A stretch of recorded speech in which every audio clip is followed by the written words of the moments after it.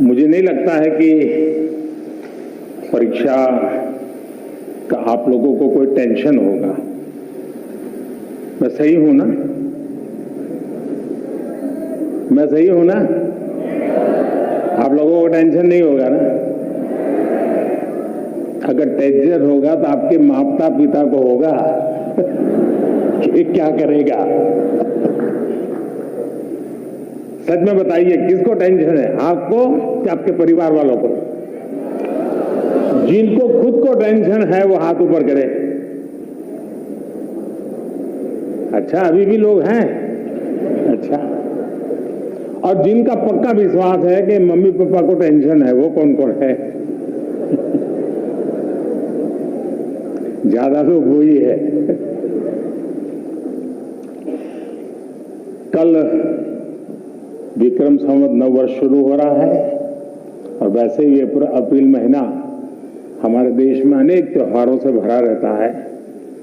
मेरी आने वाले सभी त्योहारों के लिए आप सबको बहुत बहुत शुभकामनाएं। लेकिन त्योहारों के बीच में एग्जाम भी होती है और इसलिए त्योहारों का मजा नहीं ले पाते हैं। लेकिन अगर एग्जाम को ही त्योहार बना दें तो फिर वो त्योहार में कई रंग भर जाते हैं। और इसलिए आज का हमारा कार्यक्रम, हम हमारे एग्जाम्स में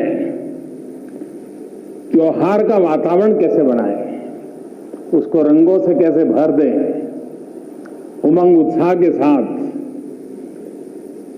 हम परीक्षा के लिए कैसे प्रस्थान करें, इन्हीं बातों को लेकर के हम चर्चा करेंगे। कई साथियों ने बहुत सारे सवाल मुझे भेजे भी हैं।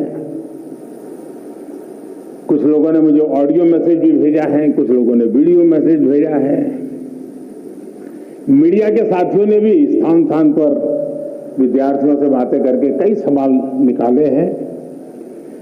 लेकिन समय सीमा में जितना कर सकता हूं उतना जरूर करूंगा। लेकिन मैं इस बार एक नया साहस करने वाला हूं।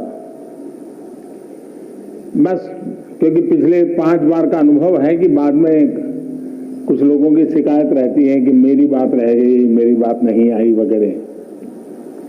तो मैं एक काम करूंगा इस बार कि आज जितना हो सकता है समय की सीमा में हम बातें करेंगे। लेकिन बाद में आपके जो सवाल है उसको मैं अगर समय मिला तो वीडियो के माध्यम से, कभी प्रवास करते समय मेरे पास मौका होगा तो ऑडियो के माध्यम से, या तो फिर रिटन टेक्स्ट के रूप में मैं नमो ऐप पर सारे चर्चा को फिर से एक बार आपके सामने जो चीजें यहां छूट गई हैं उसको रखूंगा, ताकि आप नमो ऐप पर जाकर के, और उसमें भी इस बार एक नया प्रयोग किया है, माइक्रो साइट बनाई है, तो वहां पर भी जाकर के आप इसका लाभ उठा सकते हैं। तो आइए हम कार्यक्रम प्रारंभ करते हैं। सबसे पहले कौन है? Thank you honourable prime minister sir. माननीय प्रधानमंत्री जी, आपका प्रेरक एवं ज्ञानवर्धक उद्बोधन सदैव हमें सकारात्मक ऊर्जा एवं विश्वास से भर देता है। आपके बृहद अनुभव एवं ज्ञानपूर्ण मार्गदर्शन की हम सब उत्सुकता से प्रतीक्षा कर रहे हैं। माननीय, आपके आशीर्वाद एवं अनुमति से हम इस कार्यक्रम का शुभारंभ करना चाहते हैं। धन्यवाद मान्यवर।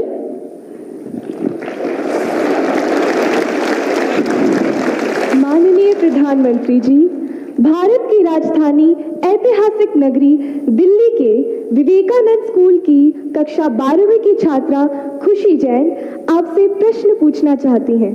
खुशी, कृपया अपना प्रश्न पूछिए। ये अच्छी बात है, खुशी से शुरू हो रहा है।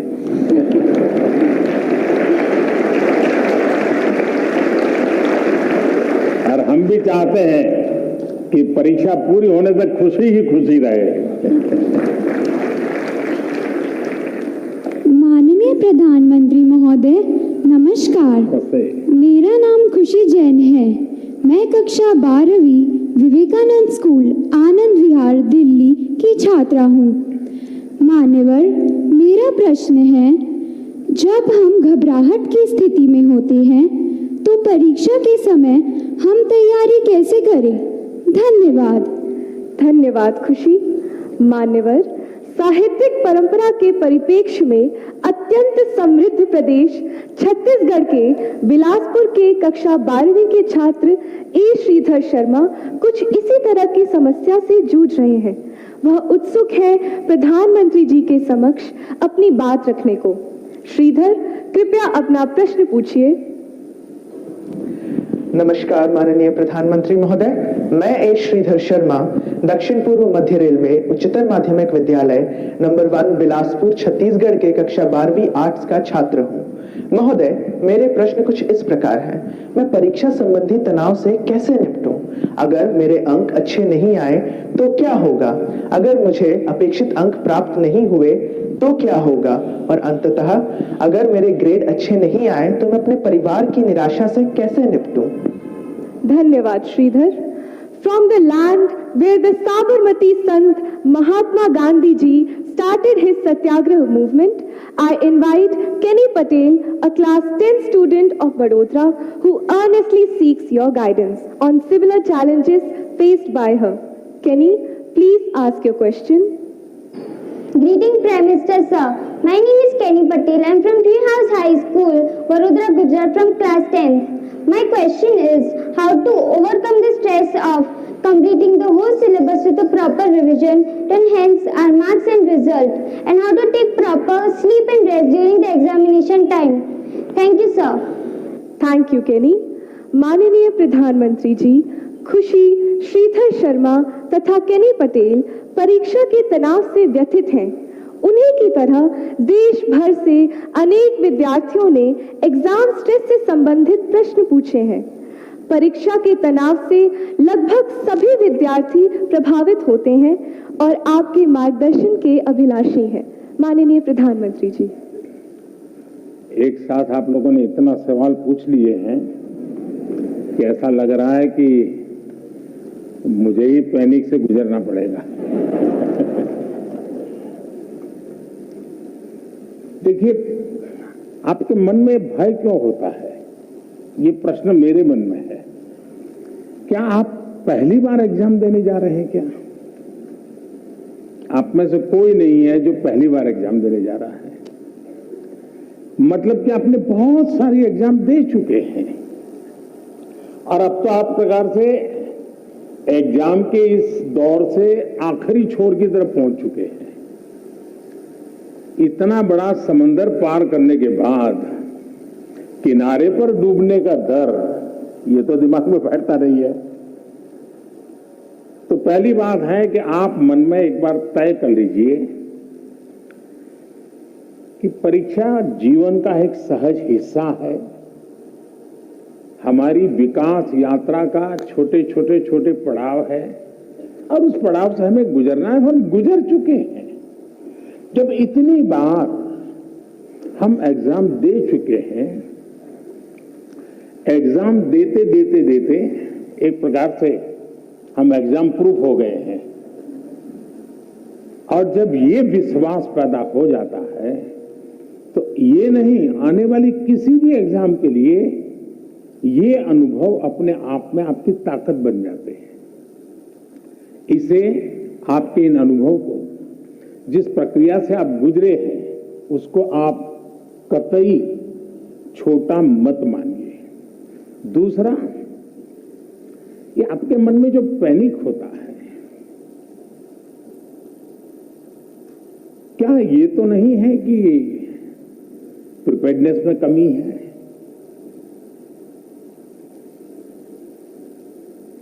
कहने को तो हम कुछ कहते होंगे, लेकिन मन में रहता है। मेरा आपको सुझाव है, अब एग्जाम के बीच में समय तो ज्यादा है नहीं, इस बोझ को जीना है कि जो किया है उसमें विश्वास भर करके आगे बढ़ना है। हो सकता है एक दो चीजें छूट गई होगी, एक आध चीज में थोड़ी जितनी मेहनत चाहिए नहीं हुई होगी, उसमें क्या है, लेकिन जो हुआ है उसमें मेरा आत्मविश्वास भरपूर है, तो वो बाकी चीजों में भी वो ओवरकम कर जाता है। और इसलिए मेरा आपसे आग्रह है कि आप इस प्रेशर में मत रहिए, पैनिक क्रिएट हो ऐसा वातावरण को पनपने ही मत दीजिए। जितनी सहज दिनचर्या आपकी रहती है उतनी ही सहज दिनचर्या में आप अपने आने वाले परीक्षा के समय को भी बिताइए। एक्स्ट्रा कम अधिक जोड़ना तोड़ना वो आपके पूरे स्वभाव से डिस्टर्बेंस पैदा करेगा। वो ये करता है तो चलो मैं भी ये करूं, मेरा एक दोस्त ऐसा करता है इसलिए उसको अच्छे मार्क्स आते हैं, मैं भी वो करूं। आप वो कुछ मत कीजिए जो आपने सुना है, आप वही कीजिए जो इतने समय से आप करते आए हैं और उसमें आप विश्वास भरिए। मुझे पक्का भरोसा है आप पर कि आप बहुत सरलता से, उमंग से, उत्साह से एक फेस्टिवल मूड में एग्जाम दे पाएंगे और सफल होकर रहेंगे।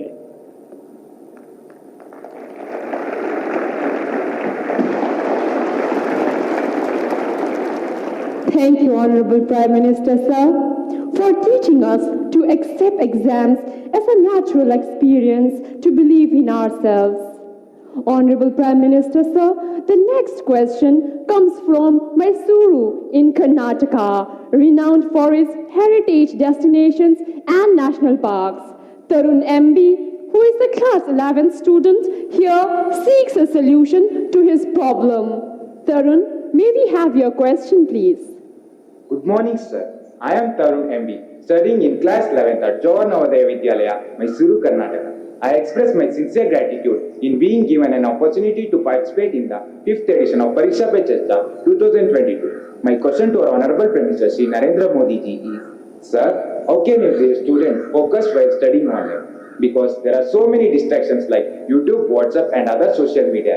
It is very difficult to study online without disturbance. Sir, is there any solution for this? Thank you, sir. Thank you, Tarun. Honorable Prime Minister, sir, Sahid Ali, a class 10 student of Silver Oak School, Delhi Cantonment Board, is eager to ask his question on a similar subject. Sahid, please ask your question. नमस्कार महोदय, माननीय प्रधानमंत्री जी, मैं Sahid Ali Silver Oak School Delhi Cantonment Board में 10वीं कक्षा का छात्र हूं। पिछले 2 वर्षों से हम अपनी पढ़ाई ऑनलाइन मोड में कर रहे हैं। इंटरनेट के इस्तेमाल से हम में से बहुत से बच्चों में सोशल मीडिया और ऑनलाइन गेमिंग की एडिक्शन सी हो गई है। इस स्थिति से बाहर निकलने के लिए क्या करें? कृपया हमारा मार्गदर्शन कीजिए। Thank you, Sahid. Honorable Sir, Kirtana Nair, a class 10 student from Thiruvananthapuram, Kerala, is plagued by the same problem and expects to receive guidance from you, sir. Kirtana's question has been received from times now. Kirtana, please ask your question. Hi, I am Kirtana from class 10 in Christava School, Thiruvananthapuram, Kerala. As we all know, our classes have shifted online during the pandemic. There is so much distraction in our homes in the form of mobile, social media, etc. Sir, so my question is, how can we improve the learning through online classes? Thank you, Kirtana. Honorable Sir, online education has challenged not only students but teachers too. Mr. Chandra Chudeshwaran M., a teacher from Krishnagiri, seeks guidance and direction from you. Sir, please ask your question. Namaste, Honorable Prime Minister, sir.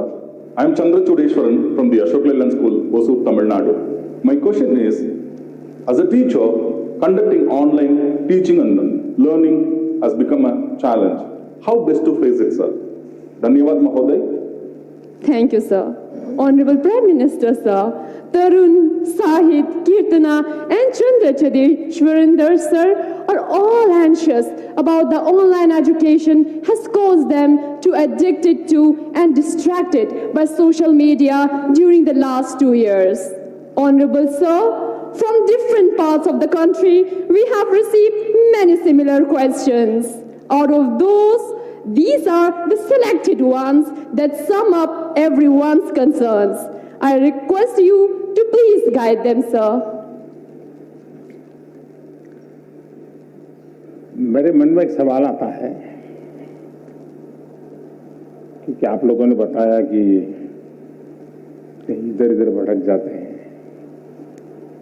थोड़ा अपने आप को पूछिए कि जब आप online reading करते हैं तो सचमुच में रीडिंग करते हैं कि रील देखते हैं?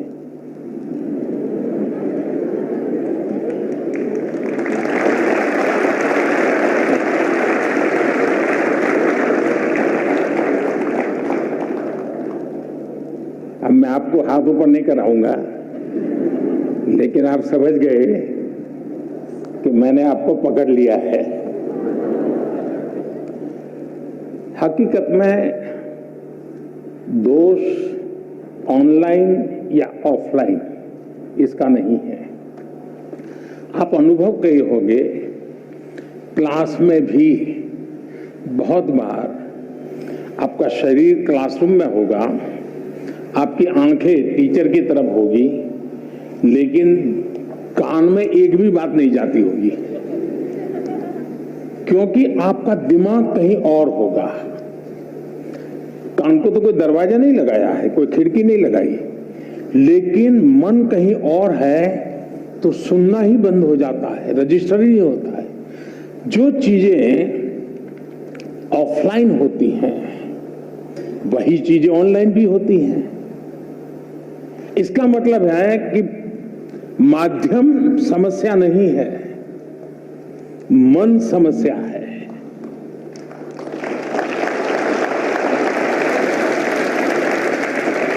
माध्यम ऑनलाइन हो या ऑफलाइन, अगर मेरा मन पूरी तरह उससे जुड़ा हुआ है, उसमें डूबा हुआ है,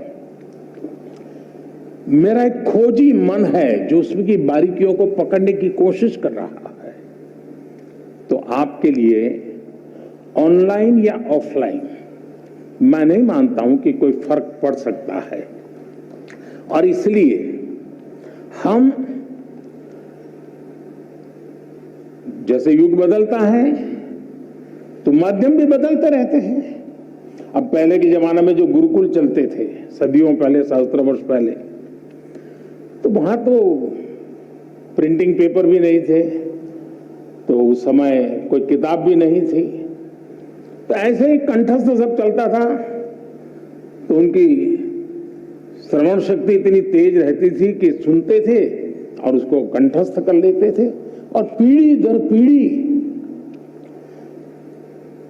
कान के द्वारा डिजिटल गैजेट के माध्यम से, नए टेक्नोलॉजिकल टूल के माध्यम से बड़ी आसानी से चीजों को प्राप्त कर सकते हैं और बड़े व्यापक रूप से प्राप्त कर सकते हैं। इसे हमने एक अपॉर्चुनिटी मानना चाहिए, हमने इसे समस्या नहीं मानना चाहिए।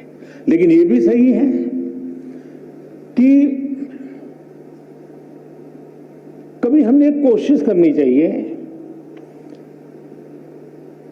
हम ऑनलाइन हमारी पढ़ाई को एक रिवॉर्ड के रूप में अपने टाइम टेबल में रख सकते हैं। मुझे पक्का विश्वास है कि मान लीजिए आपने आपके टीचर के द्वारा मिली हुई नोट्स और स्टैंडर्ड मटेरियल कहीं आपको ऑनलाइन अवेलेबल है, दोनों को बराबर देखेंगे तो आप ही उसका वैल्यू एडिशन कर सकते हैं। आप कहेंगे हाँ टीचर ने इतना बताया था, मुझे इतना याद रहा था, लेकिन यहाँ दो चीजें मुझे अच्छी मिल गई हैं, अच्छे तरीके से मिल गई है, मैं दोनों का जोड़ कर दूंगा, तो वो आपकी ताकत बहुत बढ़ा देंगे। ऑनलाइन का दूसरा लाभ ये है, आखिरकार शिक्षा का एक हिस्सा है ज्ञान अर्जन करना। अब ऑनलाइन और ऑफलाइन का सिद्धांत क्या हो सकता है? मैं मानता हूं ऑनलाइन पाने के लिए है, ऑफलाइन बनने के लिए है।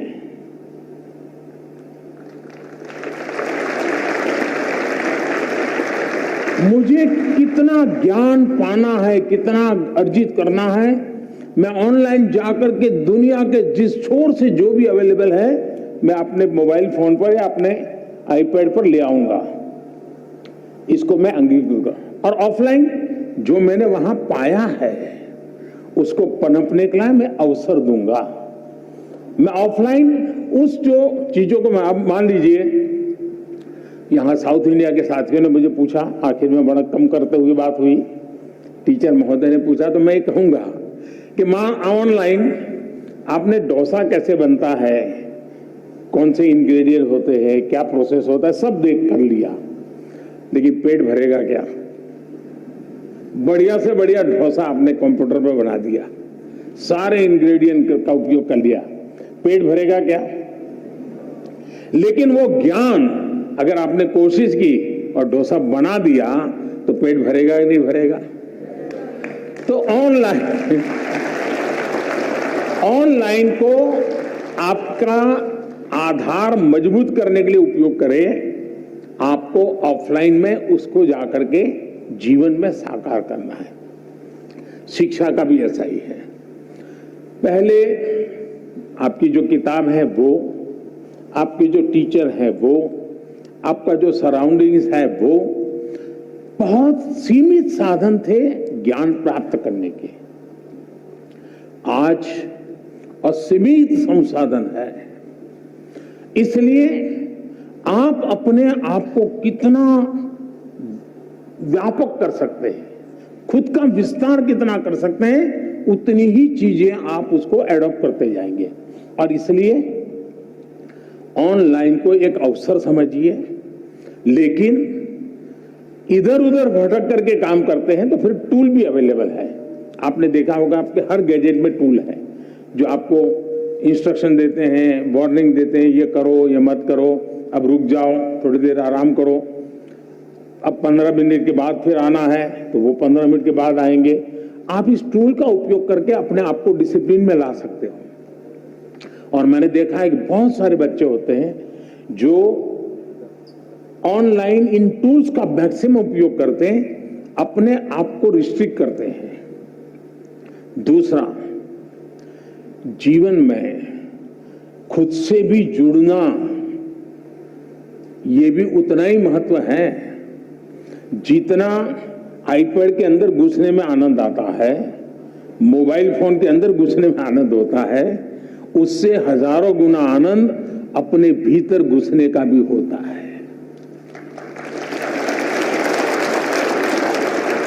तो दिन भर में कुछ पल ऐसे निकालिए कि जब आप ऑनलाइन भी नहीं होंगे, ऑफलाइन नहीं होंगे, इनर लाइन होंगे। जितना अंदर जाएंगे आप अपनी ऊर्जा को अनुभव करेंगे। अगर इन चीजों को कर लेते हैं तो मुझे नहीं लगता है कि ये सारे संकट आपके लिए कठिनाई पैदा करेंगे।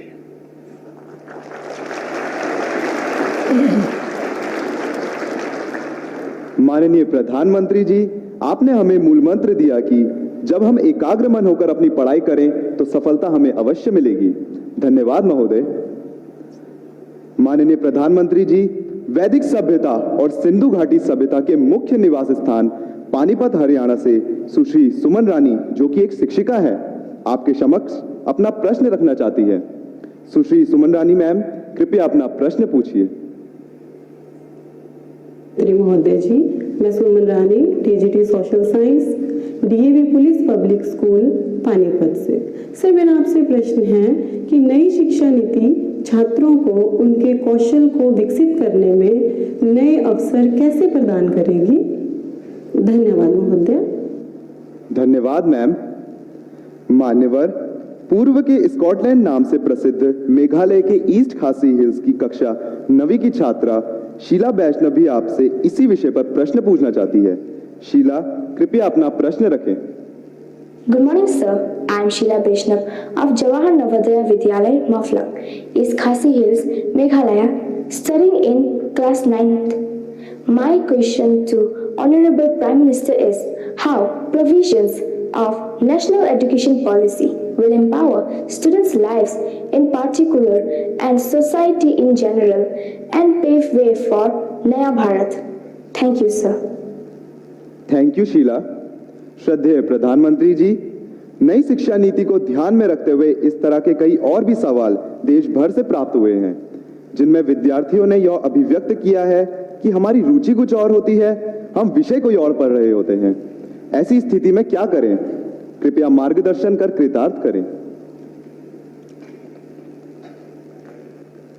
जरा गंभीर प्रकार का सवाल पूछा है और इतने कम समय में उसका पूरा विस्तार से जवाब देना भी कठिन है। पहली बात तो है, ये न्यू एजुकेशन पॉलिसी के बजाय हम ये कहें ये नेशनल एजुकेशन पॉलिसी है, एनईपी। कुछ लोग एन को न्यू कहते हैं, एक्चुअली ये नेशनल एजुकेशन पॉलिसी है। और मुझे अच्छा लगा कि आपने पूछा, शायद दुनिया में शिक्षा की नीति निर्धारण में इतने लोगों का इन्वॉल्वमेंट हुआ होगा, इतने स्तर पर हुआ होगा, ये अपने आप में शायद एक बहुत बड़ा वर्ल्ड रिकॉर्ड है।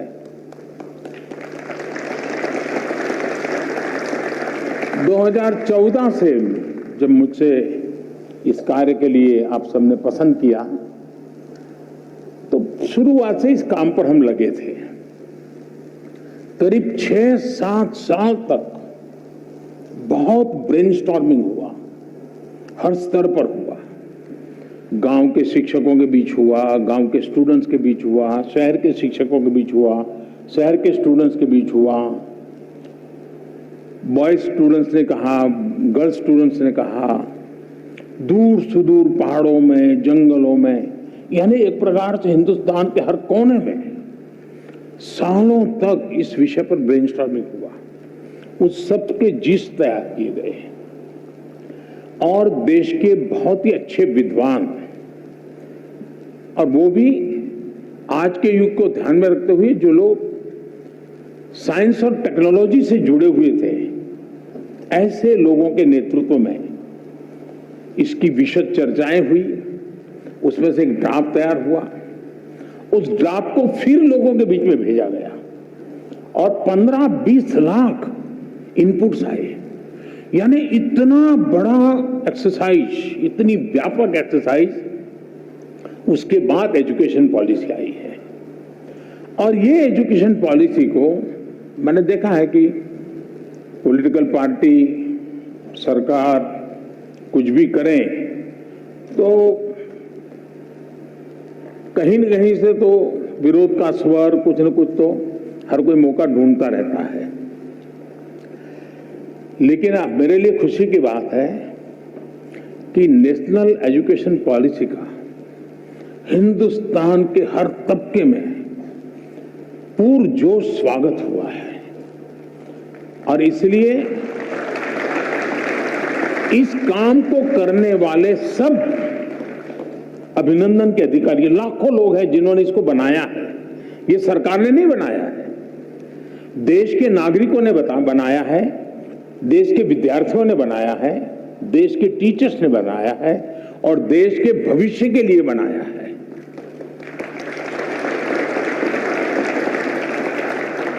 अब एक छोटा सा विषय, पहले हमारे यहां खेलकूद एक एक्स्ट्रा एक्टिविटी माना जाता था।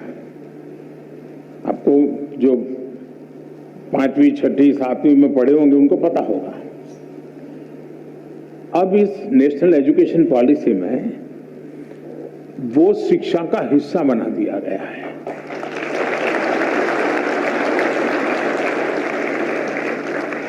यानी खेलकूद, खेलना खिलने के लिए बहुत अनिवार्य होता है।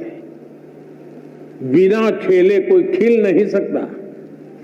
अगर आप खिलना चाहते हैं, खुलना चाहते हैं, तो खेल जीवन में बहुत जरूरी है।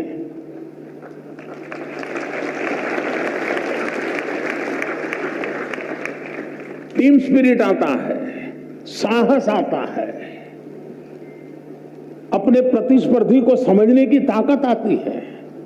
ये सारी किताबों में से जो सीखते हैं, खेल के मैदान में आसानी से सीख सकते हैं, लेकिन वो पहले हमारी शिक्षा व्यवस्था से बाहर था, एक्स्ट्रा एक्टिविटी था, उसको प्रतिष्ठा दी। अब आप देखते हैं कि परिवर्तन आने वाला है और इन दिनों खेलकूद में जो रुचि बढ़ रही है तो उसको एक प्रतिष्ठा मिली है। फर्क मैं एक ऐसी चीज बता रहा हूं कि जो आपको ध्यान में आए। कहने के लिए तो मेरे पास बहुत सारी चीजें हैं। उसी प्रकार से क्या हम 20वीं सदी की नीतियों को लेकर के 21वीं सदी का निर्माण कर सकते हैं क्या?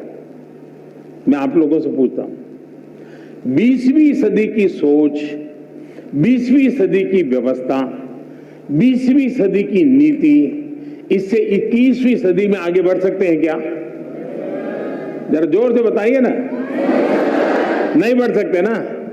तो हमें 21वीं सदी के अनुकूल अपनी सारी व्यवस्थाओं को, सारी नीतियों को ढालना चाहिए कि नहीं ढालना चाहिए? अगर हम अपने आप को इवॉल्व नहीं करेंगे तो हम ठहर जाएंगे, और ठहर जाएंगे ऐसा नहीं, हम पिछड़ जाएंगे। और इसलिए भी वैसे बीच में समय जितना जाना चाहिए था उससे ज्यादा चला गया, उससे देश का नुकसान हुआ है। लेकिन अब जब हम पहुंच चुके हैं, अब जैसे आज हम देखते हैं कि कभी कभार माँ बाप की इच्छा के कारण, रिसोर्सेज के कारण, नजदीक में व्यवस्था के कारण हम अपनी इच्छा के शिक्षा के लिए आगे नहीं बढ़ पाते हैं, और सब प्रेशर के कारण और प्रतिष्ठा के कारण एक ढर्रे पर चले गए। हाँ, नहीं डॉक्टर बनना है, लेकिन हमारा जो इंस्टिंक्ट है कुछ और है।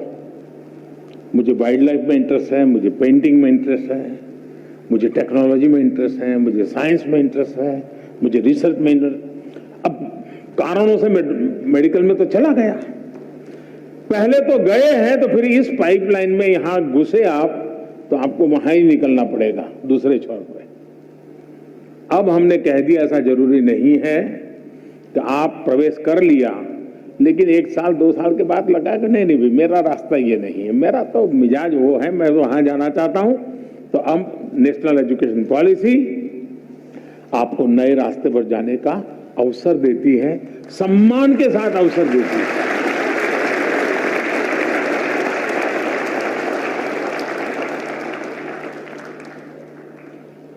आज हम जानते हैं पूरी दुनिया में स्किल का महात्म्य बहुत बढ़ गया है।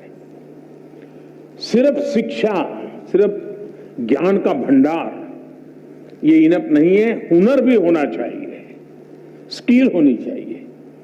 अब इसको हमने सिलेबस का हिस्सा बनाया है ताकि उसका पूर्ण विकास के लिए उसको खुद को अवसर मिले। मुझे आज खुशी हुई, मैं अभी एक प्रदर्शनी देख के आया। नेशनल एजुकेशन पॉलिसी का क्या रिफ्लेक्शन होता है वो छोटे से रूप में आज शिक्षा विभाग के लोगों ने रखा था। मैं शिक्षा विभाग को बधाई देता हूं, यानी बहुत ही प्रभावित था।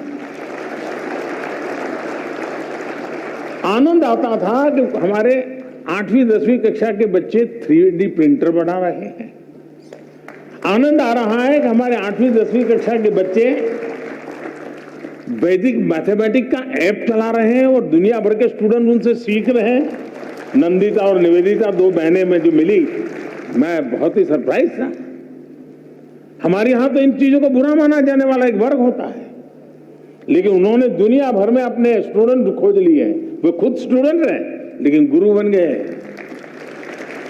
अब देखिए उन्होंने टेक्नोलॉजी का भरपूर उपयोग किया है। टेक्नोलॉजी से वो डरे नहीं है, टेक्नोलॉजी का उपयोग किया है। उसी प्रकार से मैंने देखा कुछ स्कल्पचर्स बनाए हुए हैं, कुछ अच्छे पेंटिंग बनाए, और इतना ही नहीं उसमें विजन था। ऐसे ही करने के लिए नहीं किया गया, मैं उस विजन को अनुभव करता था। इसका मतलब हुआ कि नेशनल एजुकेशन पॉलिसी व्यक्तित्व के विकास के लिए बहुत सारे अवसर दे रही है। और इस अर्थ में मैं कहूंगा कि हम जितनी बारीकी से नेशनल एजुकेशन पॉलिसी को समझेंगे और प्रत्यक्ष में उसको धरती पर उतारेंगे, आप देखिए मल्टीपल बेनिफिट्स आपके सामने होंगे। तो मेरी देश भर के टीचर्स को, देश भर के शिक्षाविदों से, देश भर के स्कूल से मेरा आग्रह है कि आप इसकी बारीकियों को जमीन पर उतारने के नए नए तरीके डेवलप कीजिए, और जितने ज्यादा तरीके होंगे उतने ही ज्यादा अवसर प्राप्त होंगे। मेरी शुभकामनाएं हैं।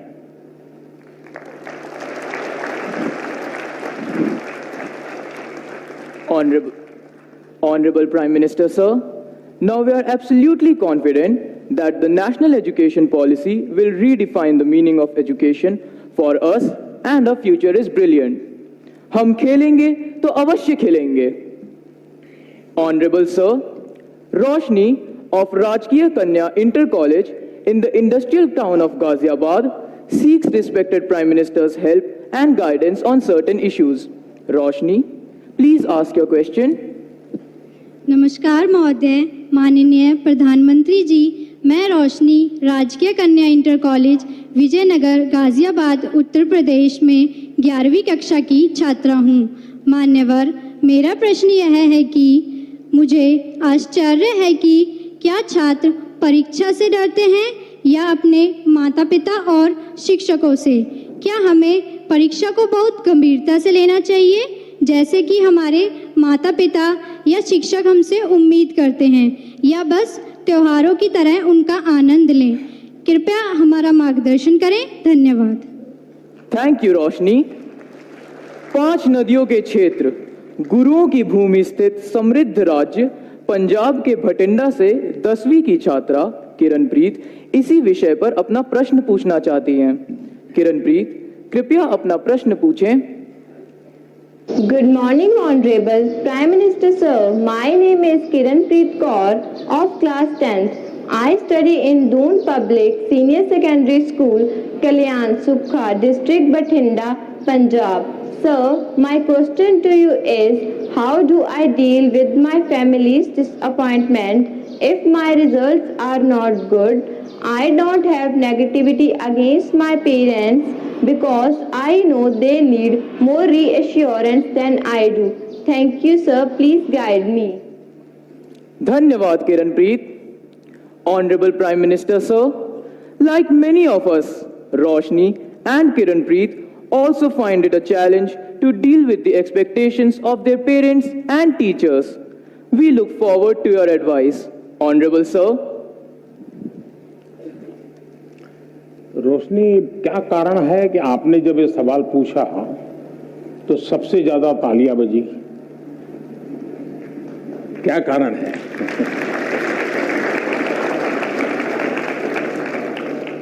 मुझे लगता है कि आपने सवाल स्टूडेंट के लिए नहीं पूछा है,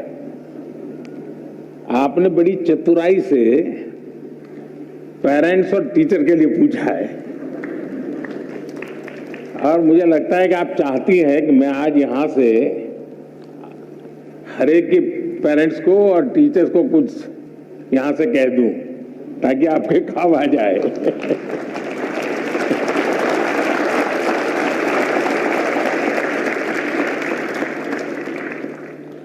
इसका मतलब कि आप पर प्रेशर है टीचर का, आप पर प्रेशर है पेरेंट्स का, और इसलिए आपको उलझन है कि मैं मेरे लिए कुछ करूं कि उनके कहने पर करूं। अब उनको समझा नहीं पा रहे हैं और मैं अपना छोड़ नहीं पा रहा हूं, ये आपकी चिंता मैं महसूस कर रहा हूं। मैं सबसे पहले तो पेरेंट्स को और टीचर्स को ये जरूर कहना चाहूंगा कि कृपा करके आप मन में सपने लेकर के जीते हैं, या तो जो सपने आपके खुद के अधूरे रह गए हैं, आप जो करना चाहते थे अपने विद्यार्थी काल में, आप जो अपने जीवन में करना चाहते थे, वो नहीं कर पाए और इसलिए दिन रात आपको लगता है कि बस इसको तो वो बना के रहूंगा।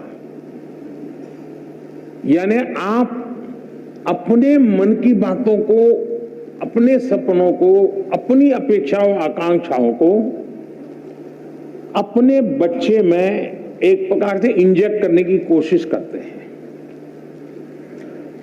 बच्चा आपको रिस्पेक्ट करता है, माँ बाप की बात को बहुत महत्व देता है। दूसरी तरफ टीचर कहते हैं कि देखिए तुम्हें ये करना है, तुम ये करो, हमारे स्कूल में तो ये है रहता है, हमारी तो ये परंपरा है। आपका मन कुछ तीसरा ही करता है। और ज्यादातर हमारे बच्चों के विकास में ये जो कंफ्यूज और कॉन्ट्राडिक्टरी जो प्रभावों के बीच से गुजरना पड़ता है, ये उसके लिए बहुत बड़ी चिंता का विषय होता है। और इसलिए पुराने जमाने में टीचर का परिवार से संपर्क रहता था। परिवार के हर लोग को टीचर जानते थे और परिवार भी अपने बच्चों के लिए क्या सोचता है उसे टीचर परिचित होते थे। टीचर क्या करते हैं, कैसा करते हैं, वो उससे पेरेंट्स परिचित होते थे। यानी एक प्रकार से शिक्षा एक, चाहे स्कूल में चलती हो, शिक्षा घर में चलती हो, हर कोई एक ही प्लेटफॉर्म पर होता था। और उसके कारण अब क्या हुआ है, बच्चा दिन भर क्या करता है, माँ बाप को समय नहीं है, जानते नहीं है।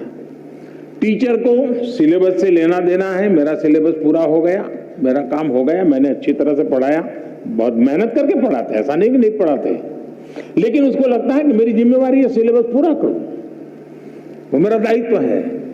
लेकिन बच्चे का मन कुछ और करता है। और इसलिए जब तक चाहे पेरेंट्स हो या टीचर्स हो या स्कूल का एनवायरनमेंट हो, हम बच्चे के शक्ति और उसकी सीमाएं, उसकी रुचि, उसकी प्रवृत्ति, उसकी अपेक्षा, उसकी आकांक्षा, इन सबको बारीकी से ऑब्जर्व नहीं करते हैं, उसको जानने समझने का प्रयास नहीं करते हैं और हम उसको धक्का मारते जाते हैं, तो कहीं न कहीं वो लड़खड़ा जाता है। और इसलिए मैं रोशनी के माध्यम से सभी पेरेंट्स को, सभी टीचर्स को कहना चाहूंगा कि आप अपने मन की आशा अपेक्षा के अनुसार अपने बच्चों पर बोझ बढ़ जाए, इससे बचने का प्रयास करें। उनकी और हर बच्चे के पास एक स्ट्रेंथ होती है, हर माँ बाप को स्वीकारना होगा कि आपके तराजू में वो फिट हो या ना हो, लेकिन परमात्मा ने उसको किसी न किसी विशेष ताकत के साथ भेजा है, उसके अंदर कोई सामर्थ्य है। ये आपकी कमी है, ये आपकी कमी है कि आप उसके सामर्थ्य को पहचान नहीं पाते हो। ये आपकी कमी है कि आप उसके सपनों को समझ नहीं पा रहे हो और इसलिए दूरी वहीं से बन जाती है। और मैं चाहूंगा बच्चों से कि आप प्रेशर के बीच भी, अब ये तो मैं नहीं कहूंगा कि माँ बाप का मत सुनो, मैं ये तो नहीं कहूंगा टीचर की बात मत सुनो, ये तो सलाह ठीक नहीं होगी, सुनना तो है ही है, वो जो कहते हैं उसको समझना है, लेकिन हमें उन चीजों को स्वीकार करना है जो हमारे भीतर बहुत सहज रूप से, आपने देखा होगा धरती भी वैसे तो निर्जीव लगती है, एक बीज बोएंगे तो उसमें से कुछ नहीं निकलता है, लेकिन उसी धरती पर दूसरा बीज बोएंगे तो बहुत कुछ निकल के आता है, बहुत बड़ा वटवृक्ष बन जाता है। दोष धरती का नहीं है, कौन सा बीज बोया है उस पर है। और इसलिए आपको पता है कि कौन सी चीज आप आसानी से अडॉप्ट कर लेते हैं, कौन सी चीज आपको मन के साथ एकदम उसमें आगे बढ़ जाते हैं। आप जी जान से उसमें जीतते जाइए, आपको कभी बोझ महसूस नहीं होगा। और शुरू में शायद रुकावट आएगी, लेकिन बाद में परिवार गर्व करने लग जाएगा। हाँ, हम तो सोचते थे कि इसमें ये बहुत अच्छा किया, आज तो हमारा नाम रोशन हो गया। 4 लोगों के बीच में बैठते हो तो तारीफ होती है। जो कल तक आपको ताकत को स्वीकार नहीं करते थे, वो आने वाले समय में आप ही के ताकत का गौरवगान करना शुरू कर देंगे। और इसलिए आप हंसते खेलते उमंग के साथ जो मिनिमम रिक्वायरमेंट है उसको पूरा करते हुए अतिरिक्त जो सामर्थ्य है उससे जोड़ते हुए आगे बढ़ेंगे, आपको बहुत फायदा होगा।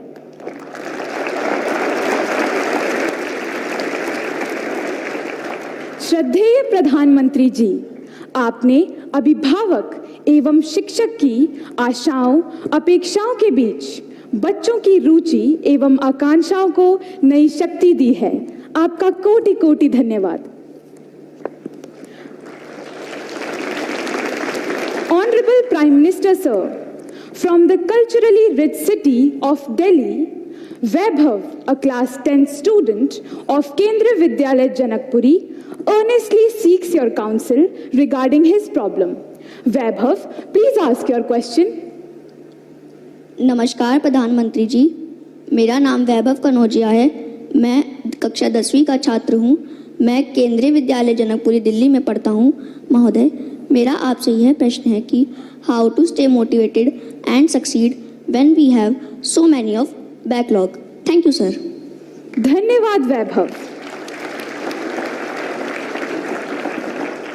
माननीय प्रधानमंत्री जी, हम बच्चे ही नहीं, हमारे अभिभावक भी आपसे अपनी समस्याओं का निदान चाहते हैं। सुजीत कुमार प्रधान जी, जो झारसुगुड़ा उड़ीसा से एक अभिभावक हैं, आपसे इसी विषय पर मार्गदर्शन की अपेक्षा रखते हैं। श्रीमान सुजीत प्रधान जी, कृपया अपना प्रश्न पूछें। माननीय प्रधानमंत्री जी नमस्कार, मेरा नाम सुजीत कुमार प्रधान। मेरा प्रश्न है, पाठ्येतर गतिविधि के लिए बच्चों को कैसे प्रेरित करें? धन्यवाद। धन्यवाद श्रीमान। माननीय प्रधानमंत्री जी, स्थापत्य और चित्रकला के धनी राजस्थान के जयपुर की कक्षा 12वीं की छात्रा कोमल शर्मा आपसे अपनी परेशानी का हल चाहती हैं। कोमल, कृपया अपना प्रश्न पूछें। नमस्कार माननीय प्रधानमंत्री जी महोदय, मेरा नाम कोमल शर्मा है। मैं राजकीय बालिका उच्च माध्यमिक विद्यालय बगरू जयपुर कक्षा 12वीं की छात्रा हूँ। मेरा प्रश्न आपसे ये था कि मेरे एक सहपाठी का एक पेपर अच्छा नहीं गया है, तो मैं उसे दिलासा कैसे दूं? धन्यवाद। धन्यवाद Komal. Honourable prime minister sir, Aaron Eapen, a class 10 student of Qatar, is overwhelmed by a similar problem. Aaron, please go ahead and ask your question. Namaste sir, greetings from MES Indian School, Doha, Qatar. My name is Aaron Epen of class 10. My questions to the Honorable Prime Minister of India are these. How to stop myself from procrastinating and how to keep away my exam fears and the sense of lack of preparation. Thank you, Aaron. Honorable Prime Minister Sir, Vaibhav, Mr. Pradhan Ji, Komal and Aaron are eager to gain from your wisdom on how to handle the problem of lack of motivation and how to sustain commitment to academics. Also, many other students from all over India want to know how to ensure that they participate equally in extracurricular activities to be well-integrated individuals. Kindly guide all of us, sir. कोई ये सोचता हो कि motivation का कोई injection मिलता है, हाँ, और वो इंजेक्शन हम लगवा दें तो फिर मोटिवेशन का एश्योरेंस मिल जाता है। किसी को लगता है कि ये फॉर्मूला मिल जाए तो फिर मोटिवेशन की कभी समस्या नहीं रहेगी। तो मैं समझता हूं कि बहुत बड़ी गलती होगी। लेकिन पहले तो खुद को आप ऑब्जर्व कीजिए कि आप वो कौन सी बातें होती हैं जिससे पूरी तरह डीमोटिवेटेड हो जाते हैं। आपको पता चलेगा। आप दिन भर देखेंगे, सप्ताह भर देखेंगे, महीने भर देखेंगे तो आप पकड़ पाएंगे कहाँ जब ऐसा होता है तो मुझे लगता है वो मैं कुछ नहीं कर सकता, ये मेरे लिए कठिन है। तो एक खुद को जानना और उसमें भी वो कौन सी बातें हैं जो मुझे हताश कर देती है, निराश कर देती है, एक बार उसको जान लें और उसको एक बार नंबर बॉक्स में डाल दें, ठीक है। फिर आप कोशिश कीजिए कि वो कौन सी चीजें हैं जो सहज रूप से आपको मोटिवेट करती हैं। जो बातें सहज रूप से आपको मोटिवेट करती हैं उसको आप आइडेंटिफाई कीजिए। मान लीजिए आपने कोई बहुत अच्छा गाना सुना, सिर्फ उसका संगीत नहीं, उसके शब्दों में कुछ चीजें ऐसी है कि आपको लगता है हाँ यार, सोचने का तरीका ये भी हो सकता है। तो आपने देखा होगा कि आप अचानक नए सिरे से सोचना शुरू कर देते हैं। किसी ने आपको बताया था? नहीं बताया था, लेकिन आपने खुद को तैयार किया था कि वो कौन सी चीजें हैं जो मुझे मोटिवेट करते, आपने पकड़ लिया। तो आपको मन करेगा हाँ ये मेरे लिए बहुत काम की चीज है। इसलिए मैं चाहूंगा कि आप स्वयं के विषय में जरूर एनालिसिस करते रहिए, उसमें किसी और की मदद के चक्कर में मत पड़िए। बार बार किसी को एक जाके मत कहो यार मेरा मूड नहीं है, मुझे मजा नहीं आता है। फिर आपके अंदर एक ऐसी वीकनेस पैदा होगी कि हर बार आप सिंपैथी चाहेंगे। फिर आपका मन करेगा मम्मी मेरे पास बैठे हैं, जरा मुझे पुचकारे पुलकारे, समय में जरा उत्साहित करे, मेरा लालन पालन करे। तो एक वीकनेस धीरे धीरे डेवलप हो जाएगी। कुछ पल तो अच्छे चले जाएंगे। और इसलिए कभी भी उन चीजों के विषय में सिंपैथी गेन करने के लिए उपयोग मत कीजिए, कभी मत कीजिए।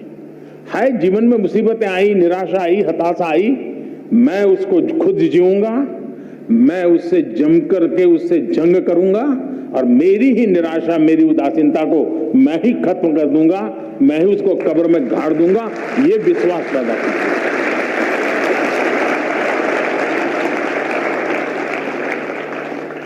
दूसरा है, हम किन चीजों को ऑब्जर्व करते हैं। कभी कभी कुछ चीजों को ऑब्जर्व करने से भी हमें बहुत प्रेरणा मिलती है। अब मान लीजिए आपके ही पर घर में एक 3 साल का बच्चा है, 2 साल का बच्चा है, उसको कुछ लेना है लेकिन उसके लिए बड़ा मुश्किल है। आप दूर से देखते रहिए कि वो गिर जाएगा, पहुंच नहीं पाएगा, थक जाएगा तो थोड़ी देर चला जाएगा, फिर आएगा, फिर कोशिश करेगा। मतलब आपको वो सिखा रहा है कि ठीक है मेरे लिए मुश्किल है लेकिन मैं अपनी कोशिश नहीं छोड़ूंगा। ये मोटिवेशन क्या किसी स्कूल में किसी ने पढ़ाया था क्या? उस 2 साल के बच्चे को कोई प्राइम मिनिस्टर गया था कहने के लिए? क्या किसी प्राइम मिनिस्टर ने समझाया था क्या? अरे निराश मत हो जा बेटे, खड़े हो जाओ, दौड़ो, ऐसा कहने गया था क्या? जी नहीं। ईश्वर ने एक इनहेरेंट क्वालिटी हम सब में रखी हुई है जो हमें कुछ न कुछ करने के लिए वो ड्राइविंग फोर्स बनती है। छोटे बालक में भी होता है। हमने कभी इन चीजों को ऑब्जर्व किया है? आपने देखा होगा कि कोई दिव्यांग अपनी कुछ गतिविधि करता है, उसने अपने तरीके ढूंढ लिए हैं, बहुत अच्छे ढंग से करता है, लेकिन हमने माइन्यूटली ऑब्जर्व किया कि देखिए भाई, ईश्वर ने उसकी इतनी शरीर में कमियां दी है लेकिन उसने हार नहीं मानी है, उसने अपनी कमियों को ही शक्ति बना दिया है।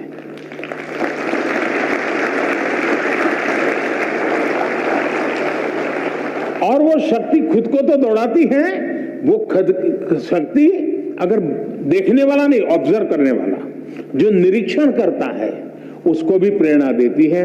हम कोशिश करें हमारे आसपास जो चीजें हैं उसको हम उस रूप में ऑब्जर्व करें, उसकी वीकनेसेस को ऑब्जर्व ना करें, उस कमियों को उसने कैसे मात किया है उन कमियों को वो कैसे मात करता है, उस प्रक्रिया को बारीकी से देखिए।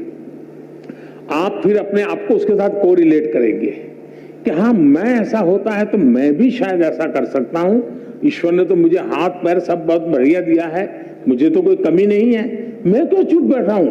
आप खुद दौड़ने लग जाएंगे। और इसलिए मुझे लगता है कि दूसरा एक विषय है, क्या कभी आप खुद की एग्जाम लेते हैं क्या?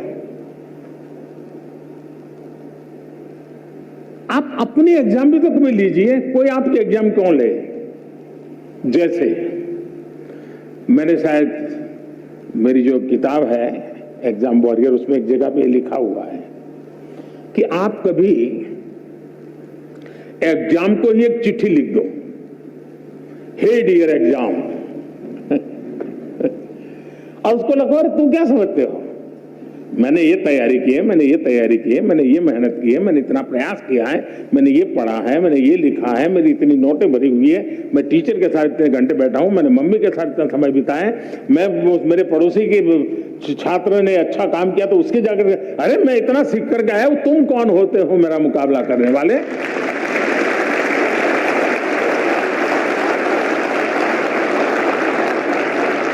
तुम क्या होते हैं मेरी एग्जाम लेने वाले? मैं तुम्हारी एग्जाम ले रहा हूं, मैं देखता हूं तुम मुझे नीचे गिरा करके दिखा दो, मैं तुम्हें नीचे गिरा करके दिखा देता हूं। कभी तो करिए। कभी कभी आपको लगता है कि भाई मैं ये जो सोचता हूं सही है गलत है, आप ऐसा कीजिए, एक बार रिप्ले करने की आदत बनाइए। रिप्ले करने की आदत बनाएंगे तो आपको एक नई दृष्टि मिलेगी। जैसे मानो क्लास के अंदर कुछ सीख करके आए हो, आपके 3-4 दोस्त हैं, बैठिए और आज जो सीखा है आप ही टीचर बन के आपके 3 दोस्तों को सिखाइए, फिर दूसरा दोस्त और 3 को सिखाए, फिर तीसरा दोस्त और 3 को सिखाए, फिर चौथा दोस्त, यानी एक प्रकार से जितने पाया होगा वो परोसेगा और हर एक को ध्यान में आएगा, देखिए यार उसने इस बिंदु को पकड़ा था, मुझसे छूट गया था, उसने इस पॉइंट को पकड़ा था, मुझसे छूट गया था। चारों लोग जब रिप्ले करेंगे उस बात को और खुद आप करेंगे, किताब नहीं है, कुछ नहीं है, सुना है, आप देखिए वो आपका अपना बन जाएगा।